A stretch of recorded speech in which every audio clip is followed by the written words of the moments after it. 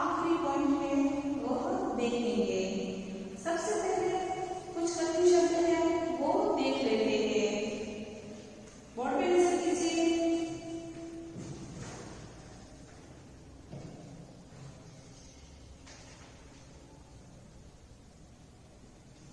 जीवन नाटक,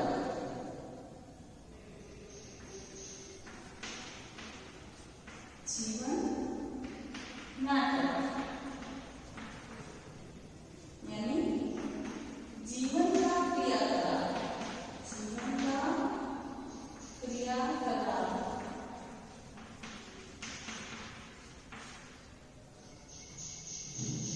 पृष्ठभूमि, पृष्ठभूमि यानी आधार।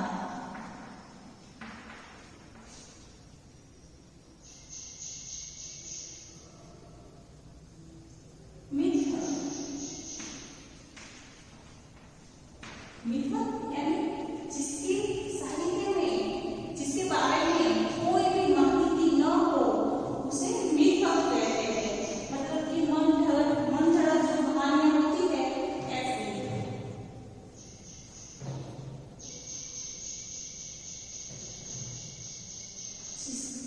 जिसका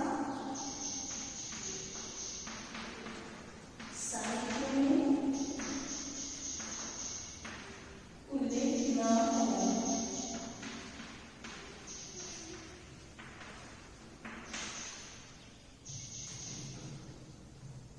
लोकमानस,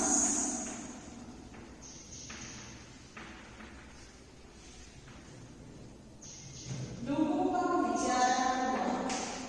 लोकमानस यानी लोगों का विचारा हुआ। रोजमर्रा,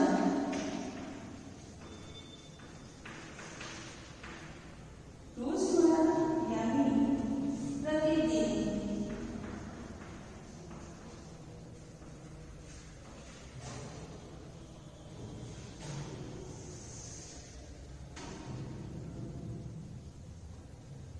मसला, मसला यानी मामला।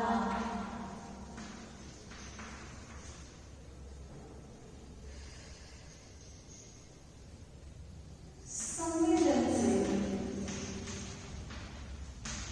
संवेदनशील यानी संवेदना से युक्त, संवेदना से युक्त। देह, देह यानी शरीर। गरिमा यानी बड़प्पन।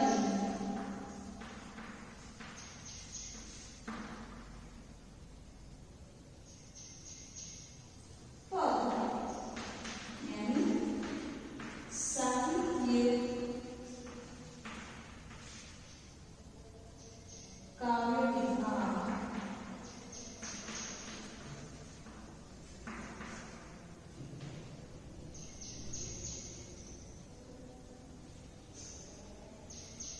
छाप यानी प्रभाव।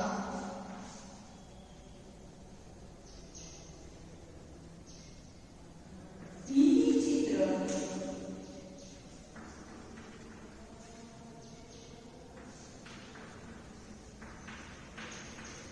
चित्र यानी दीवारों पर बना चित्र।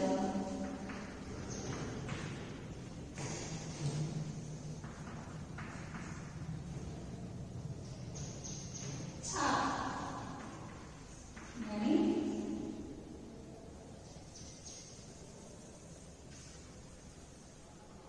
विकृत यानी बिगड़ा हुआ।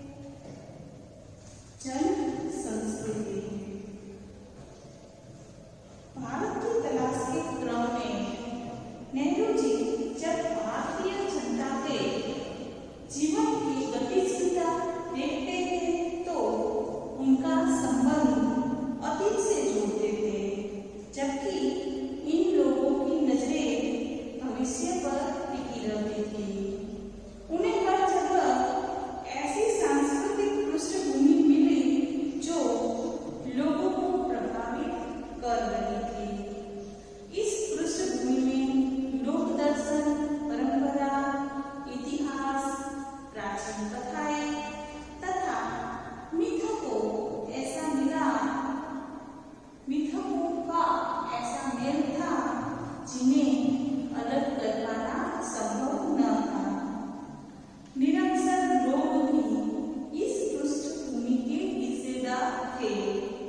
इनके बीच रामायण और महाभारत जैसे ग्रंथ अपनी पहुंच बनाए हुए थे।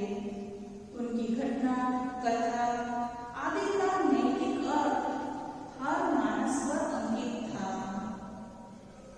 अनपढ़ ग्रामीणों को सैकड़ों पद और नैतिक उपदेशों से भरी कहानियां याद थी। नेहरू जी ने महसूस किया कि यदि उनके मन में लिखित इतिहास और सुनिश्चित तथ्यों से निर्मित तस्वीरों का भंडार है, तो इन किसानों के मन में भी वैसी ही तस्वीर है।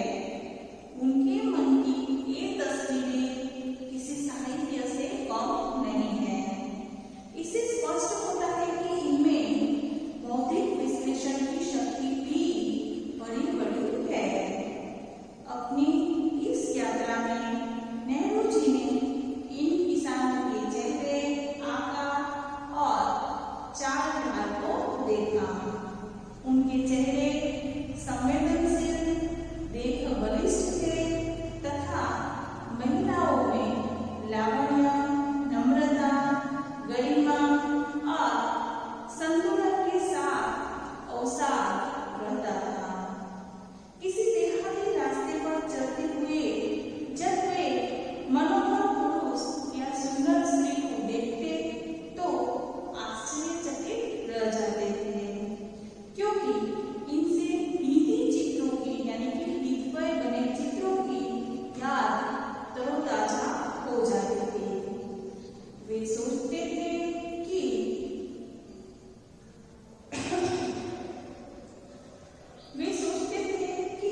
इतने भयानक कष्ट सहने के बाद भी यह सौंदर्य कैसे बन सका। उन्हें लगा कि इन लोगों के माध्यम से बहुत कुछ किया जा सकता है, पर इन्हें ऐसा करने का अवसर मिलना चाहिए। नेहरू जी ने देखा कि उस समय भारत की आर्थिक और सामाजिक स्थिति बहुत अच्छी न थी। चारों ओर गरीबी और विपत्तियों का साम्राज्य बना था। इससे जिंदगी कुरूप बन गई थी। समाज में भ्रष्टाचार तथा असुरक्षा की स्थिति बन गई थी।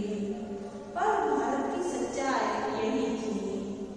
यह सब कुछ होने के बाद भी स्थिति को स्वीकार करने की प्रबल प्रवृत्ति, नम्रता और कर्मचारी थी, जो हजारों वर्षों की सांस्कृतिक विरासत की देन थी और इसी दुर्भाग्य से भी न मिटा पाया था। अर्थात भारतीय संस्कृति के आधारभूत तत्वों को कोई परिवर्तन नहीं हुआ था। स्टूडेंट, इस पाठ में यहाँ कंप्लीट होता है। कुछ क्वेश्चन आंसर देखेंगे। ठीक है स्टूडेंट?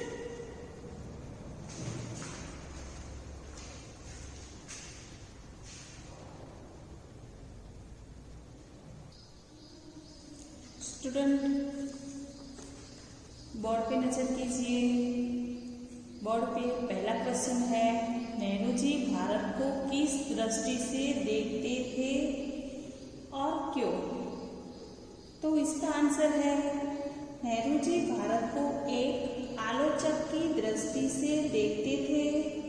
वे एक ऐसे आलोचक थे जो वर्तमान को देखते थे और अतीत के अवशेषों को नापसंद करते थे। वे ऐसा इसलिए करते थे कि जिससे वे अतीत के पसंद एवं नापसंद दोनों पक्षों का अवलोकन कर सके। अब दूसरा क्वेश्चन है, भारत के अतीत के बारे में जानने के लिए नेहरू जी ने किन माध्यमों का सहारा लिया?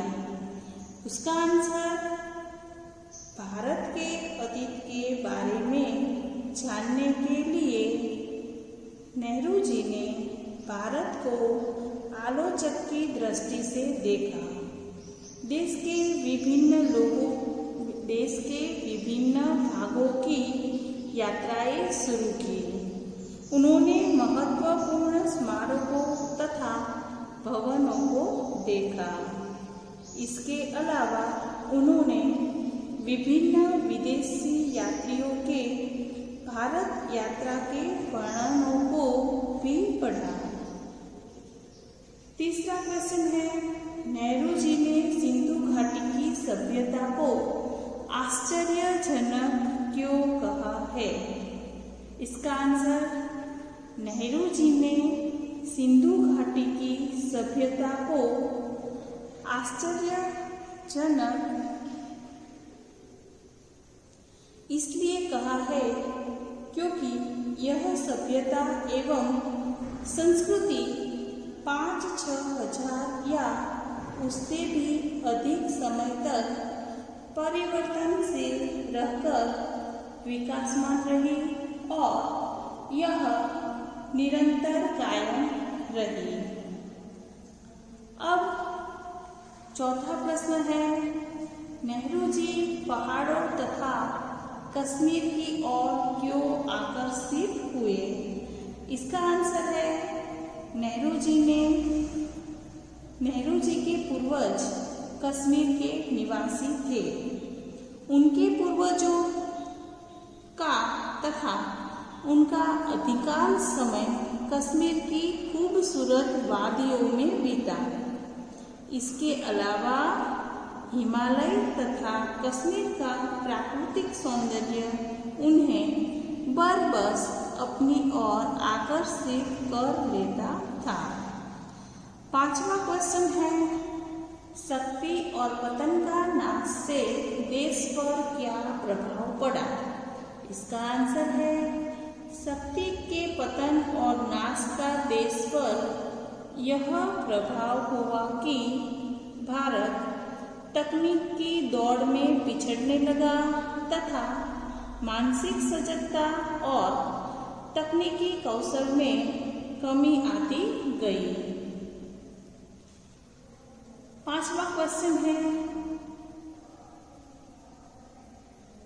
छठा क्वेश्चन है, पाठ के आधार पर भारतीय संस्कृति को विशेषताएं लिखिए।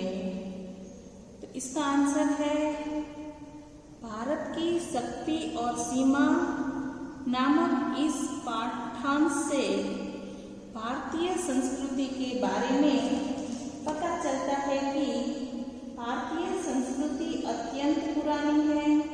इसमें समय समय पर कुछ बदलाव अवश्य हुए हैं, पर इसका स्वरूप नष्ट नहीं हुआ। यह पुराने विचारों के साथ साथ नए विचार आत्मसात करने में सक्षम है।